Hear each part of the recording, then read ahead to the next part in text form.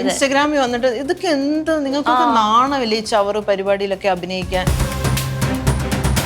ഈ സീരിയൽ എന്ന് പറഞ്ഞ സമൂഹത്തിന്റെ ചിന്താഗതി തന്നെ മാറ്റുന്നുണ്ടെന്നൊക്കെയാണ് പറയുന്നത്. സിനിമ മാറ്റൂല, ഇപ്പോഴത്തെ സിനിമ എല്ലാം ഭയങ്കര വയലൻസ് ആണല്ലോ. അപ്പൊ മോനായി അഭിനയിക്കുന്ന ആളും നിങ്ങളും തമ്മിൽ വലിയ ഏകദേശം ഞങ്ങളെല്ലാവരും ഏകദേശം ഒരേ പ്രായം. ഞാൻ ഇനി തൊട്ട് എന്റെ അമ്മയെന്ന് വിളിച്ചോട്ടെ.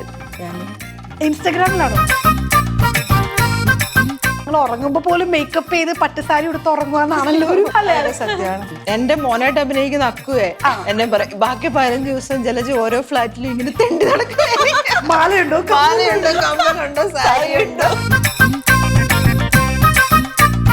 ഇതിൽ വന്നതിന് ശേഷം എന്താ പറയാ, മാസ്ക് വെക്കാതെ പോകാൻ പറ്റില്ല. അങ്ങനെ റിയൽ ലൈഫിലും കുറച്ച് ഫാഷനിസ്റ്റയാണ്. അല്ലല്ല, ഞാനും അങ്ങനെ കരയുന്നത്. എന്നെ ഹസ്ബൻഡ് വഴക്ക് പറഞ്ഞതോ അല്ലെങ്കിൽ അങ്ങനെയൊക്കെ ഓർക്കും. ഞാൻ ഇതുവരെ യൂസ് ചെയ്തില്ല. 2 വർഷമായി എത്ര സാരി ഉടുത്തു. നമുക്ക് ഫ്രീ ടൈം കിട്ടത്തില്ല ഷൂട്ടില്. നമ്മള് ബംഗാളികളാണ്. പേയ്മെന്റിന്റെ ഒരു 1/4 ഭാഗം ഇതിനു വേണ്ടി ചെലവഴിക്കേണ്ടി വരുന്നു. പേയ്മെന്റ് ഒന്നും നമുക്ക് വളരെ തികയുന്നില്ല, ഒന്നിനും തികയുന്നില്ല. എന്റെ മോന്റെ അടുത്ത് പറഞ്ഞു വിടും, അമ്മ വരുമ്പോ ഒന്ന് പറയണേ. എന്നെ അറിയാമെന്നവര് പറയുന്നുണ്ട് തരാം, പക്ഷെ ഒന്നും തരുന്നില്ല. ഹലോ എവ്രിവൺ, ഇന്ന് നമ്മുടെ കൂടെയുള്ള ആളുകളുടെ യഥാർത്ഥ പേര് പറയുന്നതിനേക്കാളും കൂടുതൽ ദേവയാനി ജലജ എന്ന് പറഞ്ഞാൽ അറിയാൻ തോന്നുന്നു. സ്മിത ആറ്റ് രശ്മി. ഹായ്. അല്ലെ, നിങ്ങൾ അങ്ങനെയല്ലേ എല്ലാവരും അറിയുന്നത് അല്ലേ? പുറത്ത് പോകുമ്പോഴത്തേക്കും അല്ലെ. വേറൊരു കാര്യം, നമ്മള് സീരിയലില് TV-യിൽ കണ്ടിട്ടുണ്ടല്ലോ. ഞാൻ ഓർത്ത് കുറച്ചും കൂടി പ്രായമൊക്കെ ഉള്ള അല്ല, അതിനകത്ത് അങ്ങനെ ഒരു തെറ്റിദ്ധാരണയുണ്ട്. പക്ഷെ നമ്മളെ നേരിട്ട് കാണുമ്പോ അതാ ഞാൻ ഞെട്ടിപ്പോയി. ഞാൻ വന്നപ്പോഴേ രശ്മിനെ അവിടെ കണ്ടപ്പോ ഞാൻ വിചാരിച്ചു അത് മറ്റേ സാരിയൊക്കെ എടുത്ത് വലിയ ഒരു 26-27 വയസ്സൊക്കെ ഉള്ള ഒരു മോന്റെ അമ്മയാണ്. അപ്പൊ ഏകദേശം നിങ്ങള് ഇപ്പൊ മോനായി അഭിനയിക്കുന്ന ആളും നിങ്ങളും തമ്മിൽ വലിയ ഏകദേശം ഞങ്ങളെല്ലാവരും ഏകദേശം ഒരേ പ്രായം. അതെ ആണ്. പക്ഷെ അതിനകത്ത് അമ്മയായിട്ടാണ്. ഇത് ഫസ്റ്റ് സീരിയൽ അല്ലല്ലോ അല്ലേ? അല്ലല്ല, സ്മിതയുടെ എന്റെ 2ാമത്തെ സീരിയലാണ്. എന്റെ കല്യാണത്തിന് മുമ്പ് ഞാൻ സീരിയൽ ചെയ്തിട്ടുണ്ട്, മഴവിൽ മനോരമയിൽ ഇന്ദിര എന്ന് പറയുന്നത്. ഇത് സെക്കൻഡ് സീരിയലാണ് വരുന്നത്. അപ്പൊ ഇതിലേക്ക് അമ്മയായിട്ട് വിളിച്ചപ്പോ ഇപ്പൊ നിങ്ങളുടെ ഏജിനേക്കാളും കുറെ വലുതായിട്ടാണ് അതിനകത്ത് അഭിനയിക്കുന്നത്. അപ്പൊ ആർട്ടിസ്റ്റ് എന്ന് പറഞ്ഞാൽ അങ്ങനൊന്നും ഇല്ലല്ലോ. ഏത് ക്യാരക്ടറും പഴയ നടികളൊക്കെ ഇല്ലേ, ചെറുപ്പത്തിലെ വരുന്ന ക്യാരക്ടർ നമ്മൾ യൂട്ടിലൈസ് ചെയ്യുക എന്നുള്ളതാണ്. അതേ വിചാരിച്ചുള്ളൂ. പിന്നെ നമുക്ക് വരണമെന്നില്ല. എനിക്ക് ഒരു കോസ്റ്റ്യൂമിന്റെ കാര്യത്തിൽ എല്ലാവരും പറയുന്നത് സ്മിതയുടെ കോസ്റ്റ്യൂം അല്ലേ? കാരണം ഒരു സാരി എടുത്താൽ കറക്റ്റ് മാച്ച് ചെയ്ത കമ്മല്, മാല, അത് ലൊക്കേഷൻ എല്ലാവരും അങ്ങനെയാണ്. നെഗറ്റീവും കൂടാണ്, കുറച്ച് അഹങ്കാരി ക്യാരക്ടർ ആണല്ലോ. അപ്പൊ പിന്നെ എല്ലാരെയും അങ്ങോട്ട് മൈൻഡ് ചെയ്യാത്തൊരു ക്യാരക്ടർ. അതായത് അച്ഛനായിക്കോട്ടെ അല്ലെങ്കിൽ അമ്മ ആയിക്കോട്ടെ പറയുന്നതൊന്നും കേൾക്കത്തില്ല. റിയൽ ലൈഫിലും കുറച്ച് ഫാഷനിസ്റ്റയാണ്. അല്ലല്ല, അപ്പൊ ഞാൻ അങ്ങനത്തെ കാര്യങ്ങളൊക്കെ കുറെ ശ്രദ്ധിക്കാം. അപ്പൊ ഇതെനിക്ക് കിട്ടിയ ഒരു അവസരമല്ലേ, അപ്പൊ ഞാനത് മാക്സിമം യൂട്ടിലൈസ് ചെയ്യുന്നു. അപ്പൊ ഒരു സ്കെഡ്യൂൾ എന്ന് പറഞ്ഞാൽ ഏകദേശം ഒരു 15-20 ഡേയ്സ് കാണില്ലേ? അപ്പൊ അത് കഴിഞ്ഞിട്ട് അടുത്തൊരു 20 ഡേയ്സിലേക്ക് നമുക്ക് റിപ്പീറ്റ് ചെയ്യാൻ പറ്റില്ലല്ലോ. എന്റെ മോനായിട്ട് അഭിനയിക്കുന്ന അക്കുവേ എന്നെ പറയും ബാക്കി 15 ദിവസം ജലജ് ഓരോ ഫ്ലാറ്റിലും ഇങ്ങനെ തെണ്ടി നടക്കുക. മാലയുണ്ടോ കമ്മലുണ്ടോ സാരിയുണ്ടോ ചോദിച്ചത്. ആ 15 ദിവസം ഞാൻ അതിനുവേണ്ടി സമർപ്പിച്ചിരിക്കുകയാണ്. ആദ്യമൊക്കെ അങ്ങനായിരുന്നു, ഇപ്പം കുറച്ച് കുറഞ്ഞു. ഞങ്ങൾ എല്ലാരും കുറച്ചു. ആദ്യം ഞാനും അതുപോലെ ആയിരുന്നു. എന്റെ ക്യാരക്ടർ മാറിയപ്പോ കുറഞ്ഞു. എനിക്ക് തോന്നുന്നു ഇപ്പൊ ദേവയാനി പാവമാണ്, അത്രയും വലിയ സീരിയലില് പാവമായിട്ട് അഭിനയിച്ച ചെലവ് കുറവാല്ലേ?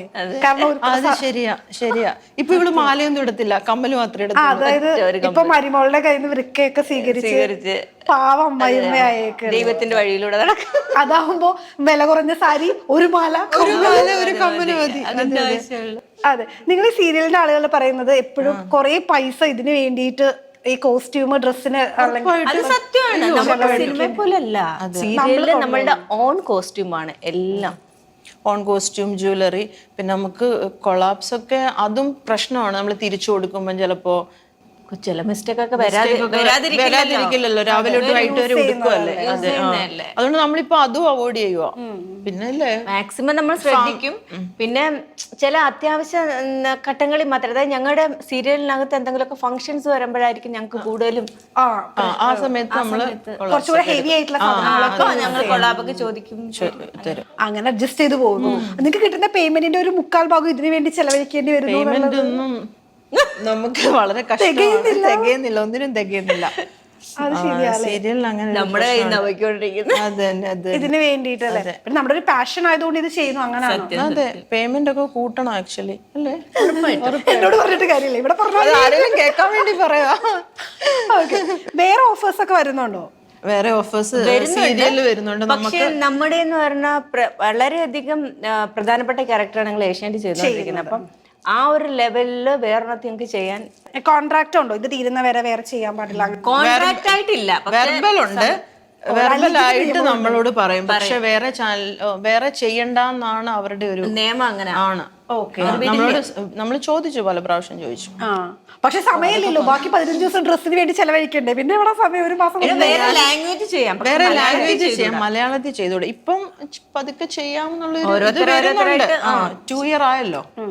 ശരിക്കും ചെയ്യണം, കാരണം നമ്മളുടെ ലൈഫിലെ നമുക്കുള്ള ഇതൊരു ജോലിയും കൂടെ ആണല്ലോ, അല്ലെ? ബാക്കി 15 ദിവസമല്ല, ഇപ്പൊ നമുക്ക് 6 ദിവസം 7 ദിവസമേ ഉള്ളൂ വരുന്നുള്ളൂ. അത്രേ ഉള്ളൂ. ഇപ്പൊ ഡബിൾ യൂണിറ്റ് ആണ്. അപ്പൊ 7 ഡേയ്സ് ഒക്കെ മാക്സിമം ഉള്ളൂ. ബാക്കി ദിവസം നമ്മുടെ ലൈഫിലെ വെറുതെ പോവല്ലേ. 15-20 ഡേയ്സ് വലിയൊരു സ്കെഡ്യൂൾ ആയിരിക്കും, കാരണം നിങ്ങൾക്ക് ത്രൂ ഔട്ട് റോൾ ആദ്യം അങ്ങനെ ആയിരുന്നു. ആദ്യം 13 ദിവസം ഇപ്പൊ കുറവാണ്. എന്നിട്ട് ഇപ്പൊ ഡബിൾ യൂണിറ്റ് വെച്ചേക്കുന്നോണ്ട് വേഗം സീൻസ് എടുത്ത് തീർക്കും. കുറെ സമയം ഫ്രീ ടൈം കിട്ടുന്നുണ്ട്. നമുക്ക് ഫ്രീ ടൈം കിട്ടത്തില്ല ഷൂട്ടില്. നമ്മള് ബംഗാളികളാണ് രാവിലെ തൊട്ട്. അപ്പൊ ഒരെണ്ണം കഴിയുമ്പോ മോളിൽ പോണം, താഴെ പോണം, അങ്ങനെ. നമുക്ക് ഉള്ള ദിവസം നമ്മൾ കംപ്ലീറ്റ്ലി ബിസി ആയിരിക്കും. അപ്പൊ നൈറ്റ് ഒത്തിരി ലേറ്റ് ആവില്ല ഈ ഷൂട്ടിംഗ്? 9:30. അതൊക്കെ ഫസ്റ്റ് ടൈമിലൊക്കെ ആയിരുന്നു.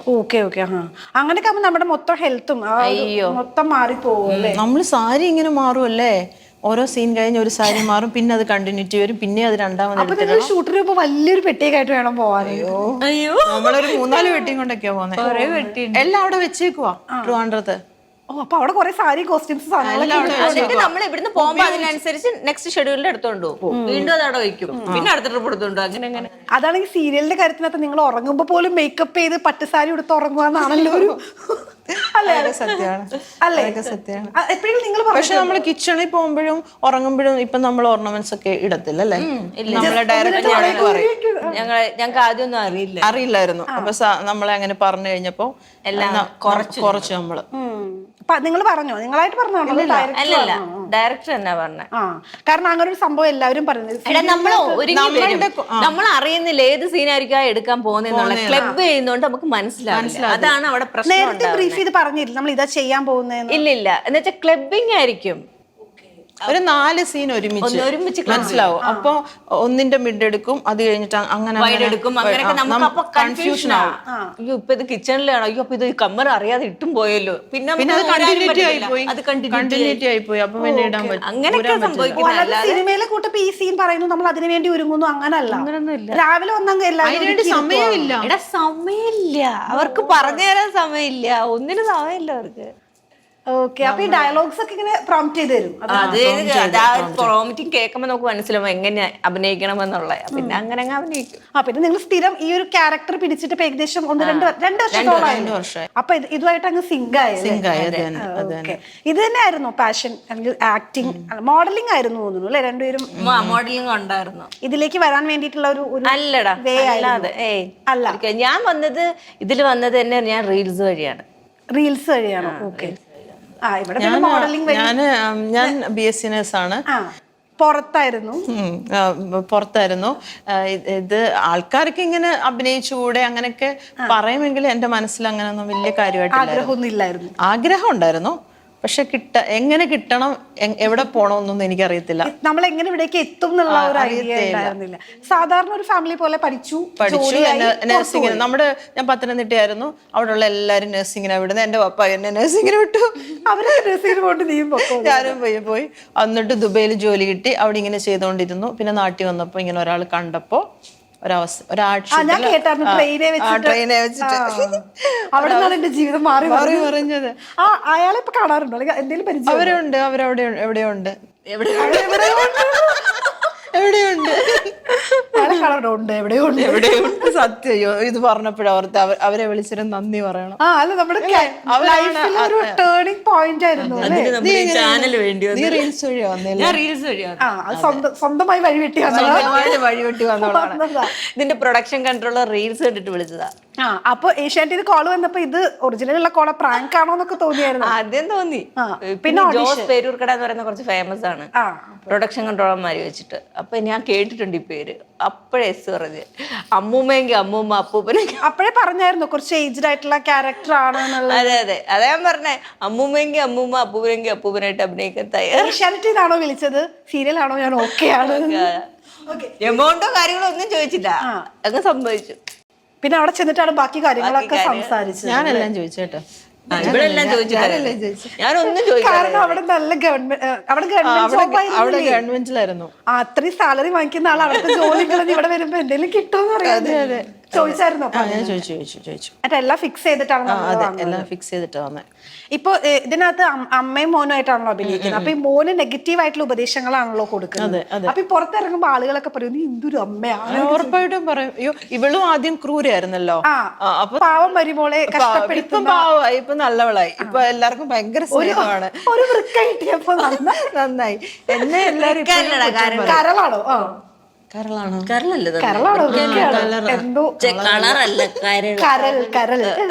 കരള് പിന്നെ ഇച്ചിരിയും കൊടുത്താ പോരെ, ഫുള്ളൊന്നും കൊടുക്കണ്ടല്ലോ. ഒരു സൈഡ് വല്ലതും കൊടുത്തു കാണും, അതിനാണ് ഇത്ര അഹങ്കാരം.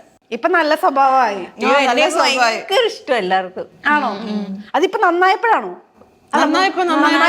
അങ്ങനെ ഒരു ഗുണമുണ്ട് അല്ലേ, എല്ലാവർക്കും ഭയങ്കര സ്നേഹം.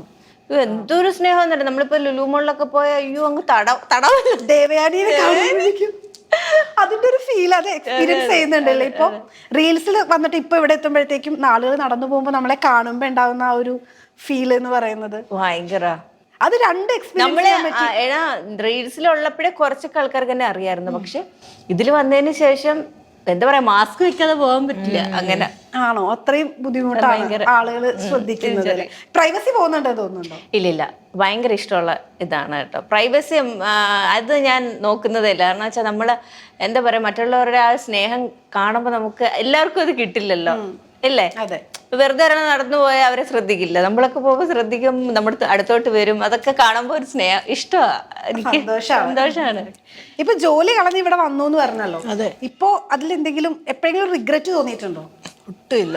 പിന്നെ ആകെ ഉള്ളൊരു വിഷമം, എനിക്ക് ട്രാവൽ ചെയ്യാൻ ഭയങ്കര ഇഷ്ടമാണ്. അപ്പൊ എന്റെ കൂടെ ഉള്ള ഒരു കാനഡയിലും അമേരിക്കയിലും. അമ്മേ അതാണ് ഏറ്റവും. ഒരു മിനിറ്റ് റൂമിൽ ഇരിക്കുന്ന ഞാൻ കണ്ടിട്ടില്ല. ഇങ്ങനെ പറന്ന് ബ്രേക്കൊക്കെ ഇല്ല. റൂമിൽ 6 മണി മുതലേ ഇല്ല, രാവിലെ. എനിക്ക് ഇവളില്ലേ 3 ദിവസമാണേലും റൂമിൽ ഇരിക്കും. നമുക്ക് ബ്രേക്ക് ചിലപ്പം നമുക്ക് ഔട്ട്ഡോർ ഷൂട്ടുള്ള നമുക്ക് ബ്രേക്ക് വരുമല്ലോ. ഇവളെവിടെ? എനിക്ക് പറ്റത്തില്ല. ഞാൻ എവിടുന്നേലും ഒരു കൊളാബ് സംഘടിപ്പിച്ചിട്ടാണേലും ഞാൻ ഒരു നെയിലിന്റെ ഇതിനെങ്കിലും പോകും. എനിക്ക് ലൈഫിൽ അങ്ങനെ വെറുതെ ഇരിക്കാൻ ഞാൻ വെറുതെ ഇരിക്കില്ല. ഞാൻ വെറുതെ ഇരിക്കില്ല, എന്തെങ്കിലുമൊക്കെ ചെയ്യും. അപ്പൊ എനിക്ക് അവരൊക്കെ UK-ലും കാനഡയിലും ഒക്കെ ആവുമ്പം അത് കാണുമ്പോ ഒരു എല്ലാരും അവിടെ വീടൊക്കെ മേടിച്ച് സെറ്റിലായി അങ്ങനെ. പക്ഷെ എനിക്ക് ഒരു രാജ്യത്ത് അങ്ങനെ നിൽക്കാനും ഇഷ്ടമല്ല. നാട്ടിൽ തന്നെ നിൽക്കാനായിരുന്നു ഇഷ്ടം. നാട്ടിൽ തന്നെ നിൽക്കാനാണ് ഇഷ്ടം. പക്ഷെ അവിടേക്ക് ട്രാവൽ ചെയ്യാൻ ഇഷ്ടം. ട്രാവലിംഗ് ഭയങ്കര ഇഷ്ടപ്പെടുന്ന ആളാണ്. ഇപ്പൊ സീരിയലിൽ വന്ന ശേഷം സമയമില്ലല്ലോ ഒന്നിനും. ഇപ്പൊ ഞാൻ സമയം കണ്ടെത്തുന്നുണ്ട്. പണ്ട് ഞാൻ സാരിക്കും ഓർണമെന്റ്സിനും വേണ്ടി എന്റെ ജീവിതം ഡെഡിക്കേറ്റ് ചെയ്ത്. ഇപ്പൊ ഞാനത് ഇച്ചിരി കുറച്ചു. അപ്പൊ വേണ്ട, ഇപ്പോഴും വേണമല്ലോ. കാരണം ഇപ്പോഴും വേണം. ഇപ്പൊ എനിക്ക് ട്രിക്ക് അറിയാം, മിസ്മാച്ച് ഇടാനും. അന്നെല്ലാം ഇല്ല, നമ്മൾ ചിന്തിക്കുന്നത് കുറച്ച് എക്സൈറ്റ്മെന്റ് ആണല്ലോ. അയ്യോ എല്ലാരും ശ്രദ്ധിക്കും. ഇപ്പം കുറച്ച് അങ്ങോട്ടും ഇങ്ങോട്ടും ഇപ്പൊ എല്ലാരും ശ്രദ്ധിക്കുന്നതാണ് കുഴപ്പം. കാരണം എല്ലാവർക്കും എക്സ്പെക്ടേഷൻ. ജലജയുടെ സാരി, ജലജയുടെ ഓർണമെന്റ്സ്, അപ്പൊ അതൊരു ബാധ്യതയായി. അത് നമ്മൾ കീപ്പ് ചെയ്തേ പറ്റുള്ളൂ. അത് കീപ്പ് ചെയ്യാൻ എനിക്ക് എങ്ങനെയും ഒപ്പിച്ച് എനിക്ക് കിട്ടും അല്ലേ? എങ്ങനെയും ഷൂട്ടിന് വരുമ്പോ എന്റെ കാര്യം റെഡി ആയിരിക്കും. റെഡിയാക്കും ബാക്കി. അല്ല ഇപ്പൊ പിന്നെ 7 days അല്ലേ ഉള്ളൂ, ബാക്കി ആഴ്ചയിൽ മാസത്തിലെ 3 4 സാരി മതി സാധനങ്ങള് ഇപ്പൊ 4 സാരി മതി. ഇപ്പൊ നമുക്കൊരു കണക്ക് മനസ്സിലായി. ആ 4 സാരി ഒരു നല്ല 4 സാരി എടുത്തിട്ട് നമ്മൾ പണ്ട് ഒരു 2-3 മാസം മുമ്പ് യൂസ് ചെയ്ത സാധനങ്ങൾ പിന്നെ നമ്മൾ ഇന്നേ വരെ ഇവള് യൂസ് ചെയ്യും. ഇല്ല, ഞാൻ ഒരു പ്രാവശ്യം ഞാൻ ഒരെണ്ണം യൂസ് ചെയ്ത, പിന്നെ ഞാൻ യൂസ് ചെയ്തിട്ടില്ല. ഞാൻ ഇതുവരെയും യൂസ് ചെയ്തില്ല. അപ്പൊ 2 വർഷമായി എത്ര സാരി ഉടുത്തു. അതിന് എനിക്ക് പലരോടും നന്ദി പറയാനുണ്ട്. എന്റെ സാരീസ് ഒന്നും ഞാൻ വാങ്ങിയല്ല, എന്റെ മദറിനോടെ അമ്മയുടെയാണ്. ഓ, എല്ലാം മാറി മാറി കൊടുക്കും. എപ്പോഴെങ്കിലും തോന്നിയിട്ടുണ്ടോ പോസിറ്റീവ് ക്യാരക്ടർ ചെയ്യണമെന്ന്? ഉറപ്പായിട്ടും തോന്നിയിട്ടുണ്ട്. ഇവളിപ്പം ചെയ്യുമ്പോ എനിക്ക് തോന്നും എനിക്ക് ഇമോഷണൽ ആയിട്ടൊക്കെ ചെയ്യുമ്പോ എപ്പോഴെങ്കിലും നന്നാവോ ജലജ? നന്നാകണമല്ലോ അല്ലേ? ഉറപ്പായിട്ട് ഞാൻ കരയുമായിരിക്കും ലാസ്റ്റ്. എന്റെ തെറ്റുകളെല്ലാം മനസ്സിലായി. എന്തായാലും ഇപ്പോഴൊന്നും ഉണ്ടാവില്ല, നെഗറ്റീവ് റോൾ ചെയ്യാനുള്ള ആള് വേണം. അല്ലെങ്കിൽ എന്തെങ്കിലും ഒരു പ്രശ്നത്തിൽപ്പെട്ട് ഞാൻ ഇതാകുമായിരിക്കും. അതെ, ഇവിടെ കരള ഇനി അപ്പുറത്ത് എന്തെങ്കിലും കിട്ടിയാലേ നന്നാവുള്ളൂ. അതിന് വേണ്ടിയിട്ട് പക്ഷെ ഇത്രയും നാള് ഭയങ്കര നെഗറ്റീവായി വില്ലത്തിയായി വന്നിട്ട് പെട്ടെന്ന് ഒരു ദിവസം ക്യാരക്ടർ മാറി, പിന്നെ അവിടെ മുതൽ നല്ലതായി. അപ്പൊ കുറെ തവണ കരയേണ്ടി വരുന്നില്ല. ഇപ്പൊ ഗ്ലിസറിന്റെ ഉപയോഗം കൂടുതലാണ്. ഗ്ലിസറിൻ വേണ്ട, എനിക്ക് കരയാൻ ഗ്ലിസറിൻ വേണ്ട. ആണോ? ഈ കുട്ടീനെ ആരെങ്കിലും ഉപദ്രവിച്ച കാര്യം ഓർക്കും, എന്നിട്ട് കരയും. അടുത്തൊരു കരയുന്ന സീനാണ്. അപ്പൊ നമ്മളിങ്ങനെ ഓർക്കും പാസ്റ്റിലെ കാര്യം. ഈ നമ്മള് സ്കൂളിലൊക്കെ പഠിക്കുമ്പോ സാറൊക്കെ പിടിച്ച അടിക്കും.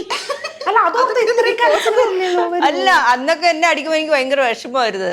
അതൊക്കെ ആലോചിക്കുമ്പോ എത്ര പഠിച്ചാലും ചില സമയത്ത് തലേ കയറത്തില്ല. അവർക്കത് മനസ്സിലാവണ്ടേ, എനിക്ക് തലേ കയറാത്തോണ്ടാണ് ഈ പറയാത്ത ആ വിഷമം. ഞാൻ ആദ്യമായിട്ടാണ് ഇങ്ങനത്തെ സീൻസ് ചെയ്യുമ്പോ ഈ കാര്യം ഓർത്ത് കരയുന്ന ഒരാള്. വേറെ എന്തെങ്കിലും ഇപ്പൊ വലിയ ഞാനും അങ്ങനെ കരയുന്നത്. എന്നെ ഹസ്ബൻഡ് വഴക്ക് പറഞ്ഞതോ അല്ലെങ്കിൽ അങ്ങനെയൊക്കെ ഓർക്കും. അങ്ങനെയൊക്കെ കരച്ചിൽ ഒരുപാട് അങ്ങനെയൊക്കെ അമ്മ വഴക്ക് പറയുന്നത്. ചില സമയത്ത് നമുക്ക് ഏറ്റവും ഇഷ്ടപ്പെടുന്ന പേരൻസില് എനിക്ക് അച്ഛനും അമ്മയും ഒരുപോലെ ആണെങ്കിലും അമ്മയായിട്ടാണ് എനിക്ക് കൂടുതൽ.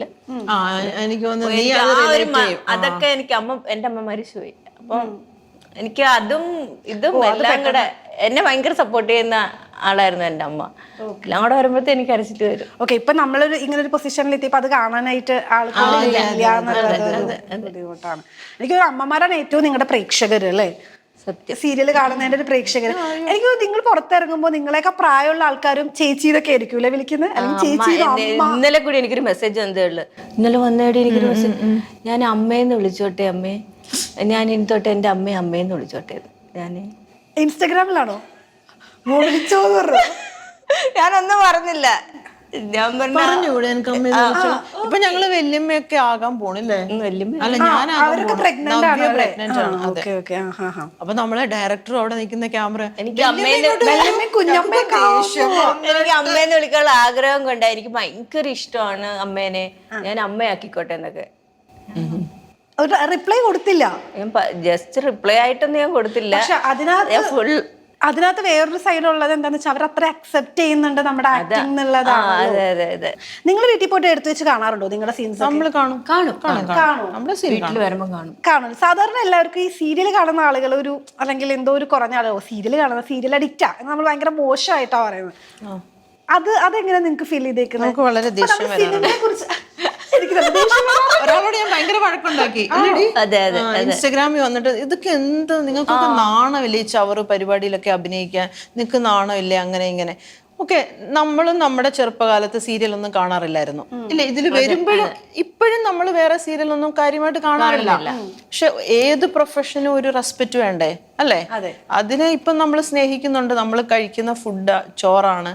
നമ്മൾ ഉറപ്പായിട്ട് തന്നെ റെസ്പെക്ട് ചെയ്യണം ഏത് വർക്കിനെ. അതിന്റെ പുറകിൽ എത്ര ആൾക്കാരുണ്ടല്ലേ? അതെ, കാരണം നിങ്ങൾ രാവിലെ മുതൽ ഇത്രയും ടൈം സ്പെൻഡ് ചെയ്ത് ആവശ്യമുള്ളവർ കണ്ടാൽ മതി. കാരണം പ്രായമുള്ളവർക്ക് ഒരു എന്റർടൈൻമെന്റ് ആണത്. 7 തൊട്ട് 10 മണി വരെ അല്ലേ? ഇത് കാണുന്ന എത്ര പേരുണ്ട്? ഈ ചെറുപ്പക്കാര് പുറത്തു പോകുന്നു, അവർക്ക് മൊബൈൽ ഉണ്ട്, എല്ലാം ഉണ്ട്. ബാക്കി പ്രായമുള്ളവർ എന്ത് ചെയ്യും? അവർക്ക് വൈകിട്ട് വീട്ടിലിരുന്ന് കാണാനുള്ള ഒരു സംഭവം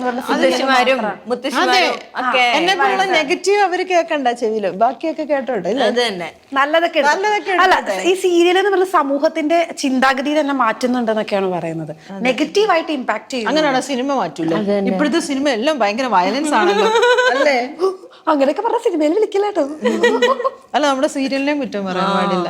ഞങ്ങൾക്ക് സീരിയല് പണ്ടും ഇഷ്ടമാണ്, ഇപ്പോഴും ഇഷ്ടമാണ്. അല്ല, നമ്മുടെ ഒരു ഫൈനൽ എന്ന് പറയുന്നത്, അല്ലെങ്കിൽ നമുക്ക് ഒരു എയിം എന്ന് പറയുന്ന സിനിമ തന്നെയല്ലേ? ഓഫർ വന്നിട്ടുണ്ടോ സിനിമയെന്ന്? ഇവള് ഓൾറെഡി സിനിമയിലുണ്ടായിരുന്നു. ഞാൻ ആദ്യം സിനിമ ചെയ്തിട്ടാണ് സീരിയൽ കല്യാണത്തിന് മുൻപായിരുന്നു അല്ലേ? ഓക്കെ. പിന്നെ സിനിമയിലേക്ക് ഒന്നും വന്നിട്ടില്ല. ഇപ്പൊ കണ്ടിട്ട് വരുന്നുണ്ടോ ഓഫേഴ്സ്? എന്നെ അറിയാവുന്നവര് പറയുന്നുണ്ട് തരാം, പക്ഷെ ഒന്നും തരുന്നില്ല. എല്ലാം പറച്ചില് മാത്രമേ ഉള്ളൂ. സത്യമായിട്ടും ആ സമയത്ത് ഒരു 9 സിനിമകൾ അഭിനയിച്ചു. അതിലുള്ള കോണ്ടാക്ട്സ് ഒക്കെ ഉണ്ടല്ലോ. അപ്പൊ അവരോടൊക്കെ ഞാൻ ചോദിക്കും. ചെയ്തിട്ടുണ്ട്. 2-3 സിനിമ ചെറിയ റോളാ, ബാക്കി പിന്നെ ക്യാരക്ടർ റോളാ. ജോലി കിട്ടി പോയതുകൊണ്ട് ബ്രേക്ക് എടുത്താണ്? അല്ലല്ല, ഇതെല്ലാം ഈ ജോലി കഴിഞ്ഞു വന്നിട്ട് ചെയ്തതാണ്. അവിടെ 5 വർഷം ചെയ്താണ് ഇതെല്ലാം. അത് കഴിഞ്ഞാ കല്യാണം കഴിഞ്ഞ. ഓക്കെ. ഇതൊക്കെ കല്യാണത്തിന് മുമ്പാണ് സിനിമയൊക്കെ? അതെ. ഞാൻ ഈ ഇടയ്ക്ക് റീസെന്റ് ചെയ്തതാണെന്ന് ഓർത്തത്. അപ്പൊ ഇപ്പൊ നിങ്ങൾ ഒരു 6-7 ദിവസമാണെങ്കിലും കംപ്ലീറ്റ്ലി ഫാമിലിന്ന് മാറി നിൽക്കുകയാണ്. അപ്പൊ നിങ്ങളുടെ ഫാമിലിയുടെ സപ്പോർട്ടില്ലാതെ നമുക്ക് മുന്നോട്ട് പോകാൻ പറ്റില്ല. അപ്പൊ അവിടുത്തെ കാര്യങ്ങളൊക്കെ മാനേജ് ചെയ്യുന്നത് ആരാ? രണ്ടുപേർക്കും. വേറൊരു കാര്യം, രണ്ടുപേർക്കും പിള്ളേരുണ്ട് അല്ലേ? എൻ്റെ ഒരു ഞാൻ എല്ലായിടത്തും പറയുന്നതാണ്, എൻ്റെ ഏറ്റവും വലിയ ലക്ക് എന്ന് പറയുന്നത് എൻ്റെ ഹസ്ബൻഡാണ്. ആ കണ്ടായിരുന്നല്ലോ, അദ്ദേഹം വളരെ സപ്പോർട്ടാട്ടോ. എൻ്റെ പേരൻസ് എൻ്റെ കൂടെ ഉണ്ട്. ഒരുമിച്ചാണ്. അപ്പം മോനെ, ഹസ്ബൻഡ് ബാംഗ്ലൂരാണ്. അപ്പം മോനെ അവര് നോക്കും, സ്കൂളിൽ വിടും, അങ്ങനെയൊക്കെ. ഓക്കെ. ഇപ്പൊ പിള്ളേര് സ്കൂളിൽ പോകുമ്പോഴത്തേക്കും ഇപ്പൊ അമ്മമാര് ഭയങ്കര സ്റ്റാർ ആണല്ലോ. അപ്പൊ നിങ്ങള് സ്കൂളിലൊക്കെ പോവാറുണ്ടോ? അവിടെ ഫാൻസ് ഉണ്ടോ? ഉണ്ട്, ടീച്ചേഴ്സ് ഒക്കെ. പിന്നെ അവിടെ നിൽക്കുന്ന ചേച്ചിമാരൊക്കെ അവര് പറയും. എന്റെ മോന്റെ അടുത്ത് പറഞ്ഞു വിടും, അമ്മ വരുമ്പോ ഒന്ന് പറയണേ. ഒരു ഹായ് പറയണേതാണോ? അതായത് അമ്മ വരുമ്പോ ഒന്ന് അന്ന് അറിയിക്കണേന്ന് ഞാൻ അവിടെ ചെല്ലുമ്പോ അങ്ങനൊക്കെ പറയും. ഓക്കെ. വീട്ടിൽ ചെല്ലുമ്പോ പറയണേതാണോ? അതായത് മോന്റെ അമ്മ സ്കൂളിലോട്ട് വരുമ്പോ ഞങ്ങൾക്കൊന്ന് കാണാൻ വേണ്ടിട്ട് മോൻ പറയണേ, നേരത്തെ പറയണേന്ന്, എപ്പോഴാ ഞാൻ വരുന്നേ എന്നൊക്കെ. ഓക്കെ. ഇപ്പൊ പറഞ്ഞല്ലോ കുറച്ച് ദിവസം പോലും വീടിനകത്ത് ഇരിക്കാൻ പറ്റില്ല, ട്രാവൽ ചെയ്യണം. എവിടെയൊക്കെ പോയിട്ടുണ്ട് ഏകദേശം? ഞാൻ എല്ലാ രാജ്യത്തും പോയിട്ടുണ്ട്. ഇനി യൂറോപ്പും കൂടെ പോണം. പോയിട്ടുണ്ട്. ഇതൊക്കെ എപ്പോഴാ? ഈ സിനിമകളൊക്കെ അഭിനയിച്ച ഞാനൊരു കല്യാണം കഴിഞ്ഞിട്ട് ഒരു 7 വർഷം വീട്ടിലിരുന്നു.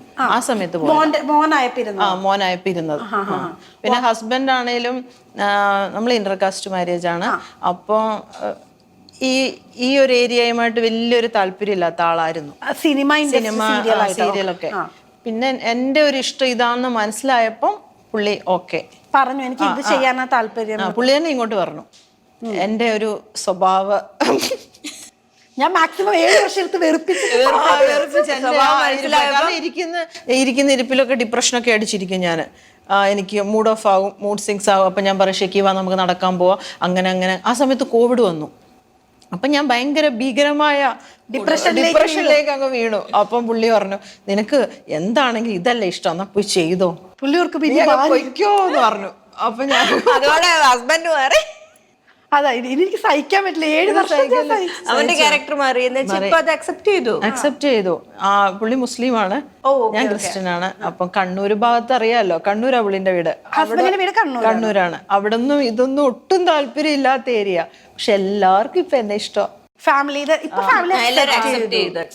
അല്ല, അന്നേ എന്നെ ഇഷ്ടമാണ് ഞാൻ ഈ അഭിനയിക്കുന്ന കാര്യത്തില്. പക്ഷെ ഈ സീരിയല് വന്നിട്ട് ഇപ്പം പത്തനംതിട്ട ജലജ എന്ന് പറഞ്ഞ അവിടെ ആൾക്കാരൊക്കെ ചോദിച്ചൊക്കെ ചോദിക്കും, ജലജ വരാറുണ്ടോ, ജലജ ഈ വീട്ടിലല്ലേ എന്നൊക്കെ. അല്ല, ഇപ്പൊ ഇത്രയും നല്ല ജോലി കളഞ്ഞ് ഇവിടെ വന്നപ്പോഴത്തേക്കും എന്തായാലും കുറെ വിമർശനങ്ങൾ കേട്ടിട്ടുണ്ടാവും ഇല്ലേ? അതെന്നെ വിമർശിക്കാൻ ആരുമില്ല. എന്റെ റിലേറ്റീവ്സ് എല്ലാം പത്തനംതിട്ടയാ. ആര് വിളിച്ചിട്ട് കുറച്ച് വിമർശിച്ചേക്കാം. സത്യം അല്ല, നമ്മൾ അങ്ങനല്ലേ. ഇപ്പൊ നമ്മൾ സ്വന്തം നാട്ടിൽ താമസിക്കുകയാണെങ്കിൽ അപ്പുറത്തും ഇപ്പുറത്തുള്ളവരൊക്കെ വിമർശിക്കും, എന്തോ അടി നീ കാണിക്കുന്നു. ഈ എറണാകുളത്ത് അപ്പുറത്താരാ താമസിക്കുന്നത്, ഇപ്പുറത്താരാ താമസിക്കുന്നത്. ജോലി കളഞ്ഞപ്പോഴേ നേരെ എറണാകുളത്തേക്ക് വന്നു. അതാവുമ്പോ പിന്നെ ആരും ചോദിക്കാൻ പറയില്ലല്ലോ. എറണാകുളത്തേക്ക് വന്നത് ഈ ഒരു ഫീൽഡിൽ നിൽക്കാം എന്ന് ഓർത്താണ്? അതെ. നമ്മൾ ആദ്യം റെന്റിനാ താമസിച്ചുകൊണ്ടിരുന്നത്. എന്നിട്ട് നമ്മളിവിടെ വന്ന് വീട് വാങ്ങി. എന്നിട്ട് നേരത്തെ പറഞ്ഞ പേയ്മെന്റ് ഒക്കെ കുറവാണ്, എന്നിട്ട് പറയും ഇപ്പൊ വീട് മേടിച്ചു. അവിടുത്തെ പൈസ കൊണ്ടൊക്കെ ഇതൊക്കെ വാങ്ങി. അത് കഴിഞ്ഞിട്ട് അമ്മയും പപ്പായും കൂടെ എൻ്റെ കൂടെ സിനിമയിൽ അഭിനയിക്കാൻ കൂട്ടുവരാൻ വേണ്ടി വന്നതാ. എന്നിട്ട് പിന്നെ അവരും ഇവിടെ ആയിപ്പോയി. വിഷമിച്ചൊക്കെ പറയുന്നവര് അല്ല, എന്റെ ലൈഫിലെ ഏറ്റവും വലിയ ആഗ്രഹമായിരുന്നു എറണാകുളത്ത് ജീവിക്കണമെന്ന്, താമസിക്കണോന്നുള്ളത്. ഭയങ്കര സ്വപ്നം കാണലായിരുന്നു ഞാൻ കുഞ്ഞിലെ. ആ എറണാകുളത്ത് നിനക്ക് ആഗ്രഹം ഉണ്ടായിരുന്നു? എനിക്കുണ്ടായിരുന്നു. ഇവക്ക് ബാംഗ്ലൂർ പോകണമെന്നായിരുന്നു. ഞാൻ ബാംഗ്ലൂർ ആയിരുന്നു. അവിടുന്ന് എവിടെ സ്ഥലം എവിടെ ശരിക്കും? ആക്ച്വലി ഞാൻ കൊല്ലം പുനലൂർ എന്ന് പറയുന്ന സ്ഥലമാണ്. കല്യാണം കഴിച്ചത് ബാംഗ്ലൂരാണ്. ഏട്ടൻ ബാംഗ്ലൂരാ. ഓക്കെ. മലയാളിയല്ലേ? മലയാളി ആണെങ്കിൽ കൂടി ജനിച്ചു വളർന്നല്ല അവിടെ. അവിടെയാണ്. ഓക്കെ. മലയാളം പറയാനേ അറിയൂ, എഴുതാനും വായിക്കാനൊന്നും അറിയില്ല. അപ്പൊ ഇപ്പൊ ചേട്ടൻ അങ്ങോട്ട് പോകും? ഇല്ല, ഏട്ടൻ വർക്ക് ചെയ്യുന്നു. ഇപ്പൊ വില്ലത്തിയായി അഭിനയിച്ച് ഇപ്പൊ പാവായി കഴിഞ്ഞാൽ നമുക്ക് ചെയ്യാൻ പറ്റുന്നതൊക്കെ നമുക്ക് ലൈഫിൽ ചെയ്യാൻ പറ്റുന്ന കാര്യങ്ങളാണ്. പക്ഷെ വില്ലത്തി ആയി കഴിഞ്ഞാൽ അതിനകത്ത് ചെയ്യാൻ പറ്റുന്ന പല കാര്യങ്ങളും നമുക്ക് ലൈഫിൽ ചെയ്യാൻ പറ്റില്ല. ഇപ്പൊ ഒരാളെ ചുമ്മാ ഇങ്ങനെ കുറ്റം പറയുക, ഉപദ്രവിക്കുക, അതെ അതെ, വിഷം കൊടുക്കണമെങ്കിൽ വിഷം കൊടുക്കുക, പിന്നെ കുടുംബം കലക്കുക, പറയുമ്പോൾ സന്തോഷം ഇതൊക്കെ ചെയ്യാൻ പറ്റാത്തത്. അല്ല ഇതൊന്നും നമുക്ക് റിയൽ ലൈഫിൽ ചെയ്യാൻ പറ്റില്ലല്ലോ. അങ്ങനെയൊക്കെ നമുക്ക് ഓർക്കാൻ പറ്റില്ല. പക്ഷെ ഇതൊക്കെ ചെയ്തൊക്കെ എൻജോയ് ചെയ്യുന്നുണ്ടോ? അപ്പൊ ഞാൻ എൻജോയ് ചെയ്യാറുണ്ട്. ഞാനെല്ലാം എൻജോയ് ചെയ്യാറുണ്ട്. എനിക്കത് കിട്ടാൻ വേണ്ടി ഞാൻ കാത്തിരിക്കുക അല്ലേ. കുറെ ദിവസമായിട്ട് കിട്ടുന്നില്ല ഇപ്പം ഓരോ കുരുട്ടുകള് കാണിക്കുന്നത്. ഓരോ പണിഷ്മെന്റ് കൊടുക്കുന്നത് ഭയങ്കര ഇഷ്ടമാണ്. പക്ഷെ എല്ലാം അവളുടെ തലയിൽ വന്ന് വീഴും. ഇപ്പൊ അനാമികയും കൂടെ വന്നോണ്ട് അനാമികയ്ക്കും കൂടെ ഷെയർ. അനാമികയാണ് കുറെ കുരുട്ടുകൾ. അനാമിക എന്ന് പറയുന്നൊരു ക്യാരക്ടർ ഉണ്ട് അതിലല്ല, ഓൾറെഡി ഉണ്ട്. അപ്പൊ നമ്മളങ്ങ് ഷെയർ ആയി പോയി അല്ലേ. കുറച്ച് അവളും ചെയ്യാൻ പറ്റുന്നില്ല. എനിക്കും അക്കിനും കൂടെ ചെയ്യണം. അപ്പൊ നിങ്ങൾ രണ്ടുപേരും കൂടെ ഇപ്പൊ ഒരുമിച്ചാണ്? നമ്മള് വേറൊരു ടീമായി. ഇതിൽ വേറൊരു മരുമോളുണ്ട്, ജാനകി. അവളും ഞാനും അനാമികയും ആണിപ്പോ. എന്തായാലും കണ്ടതിൽ ഭയങ്കര സന്തോഷം. ഇനി നമ്മൾ കാണുമ്പോഴേക്കും നിങ്ങൾ വിചാരിച്ച പോലെ കുറെ ഓഫേഴ്സ് ഒക്കെ കിട്ടട്ടെ, സിനിമയിലൊക്കെ എത്തട്ടെ. എല്ലാ ആശംസകളും. Thank you.